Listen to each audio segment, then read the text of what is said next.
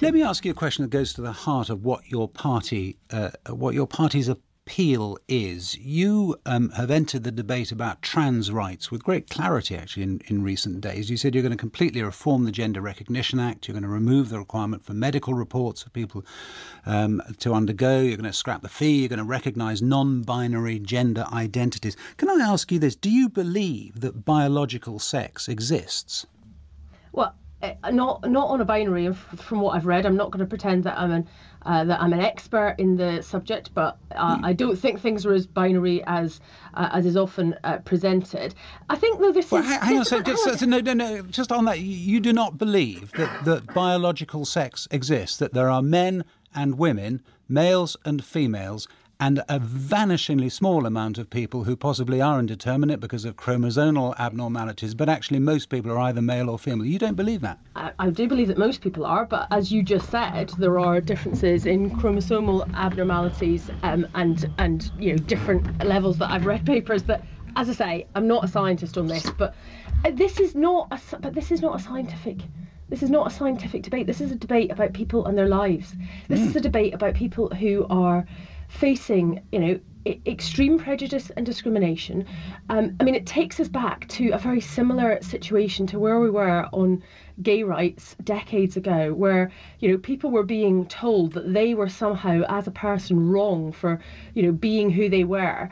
And the vitriol that was heaped on them by society drove people to huge mental health crises, in many cases to misery and sometimes to suicide. Isn't there a big difference? We see that amongst non-binary and trans people today, and I think we should be making sure that every individual is protected. To which a lot of feminists would say, absolutely, it is about the protection of everyone. But for instance, when it comes to safe spaces for women, whether it's women refugees or whether it's women's places in prisons, that it should be possible to say clearly, as the law suggests at the moment, someone who is anatomically, chromosomally male should not get into those spaces. Is that something you will keep to or not? I think the most important thing is to keep people safe. And, in the example that you gave... So you will keep to it? Look... No, hang on a second. Just answer that question. I am answering the question, Justin, if you'll let me. All right. So when somebody is admitted to a refuge, obviously there has to be a degree of risk assessment about what risks that person faces, who there might be that might pose them a risk.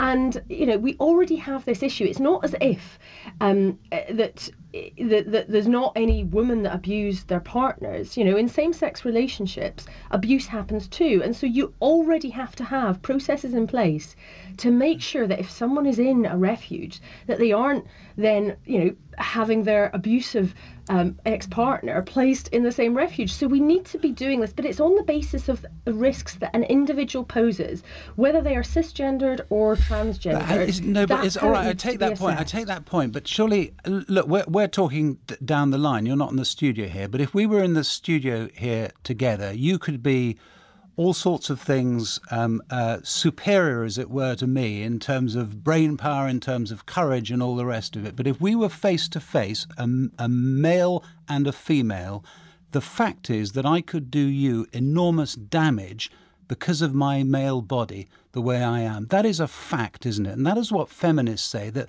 because of those facts, it is really important that there are places where women are protected across the board, not by some individual assessment, but just across the board.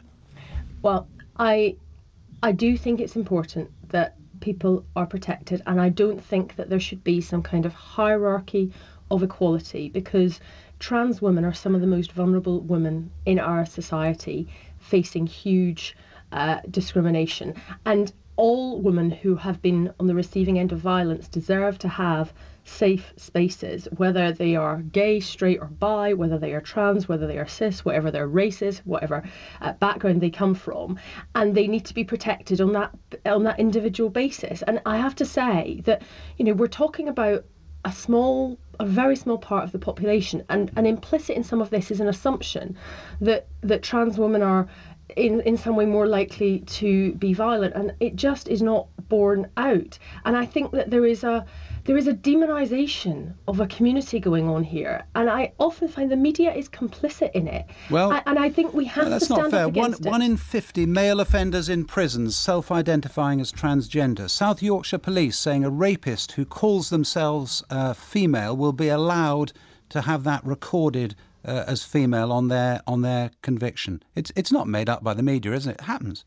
Look, I'm not going to suggest that there aren't individual cases of people trying to game the system, but I am suggesting that there is a genuine group of people in our society who are very vulnerable, who are currently being demonised, and I do not think that's right. I'm certainly not denying that. OK, Jo Swinson, thank you very much for talking to us.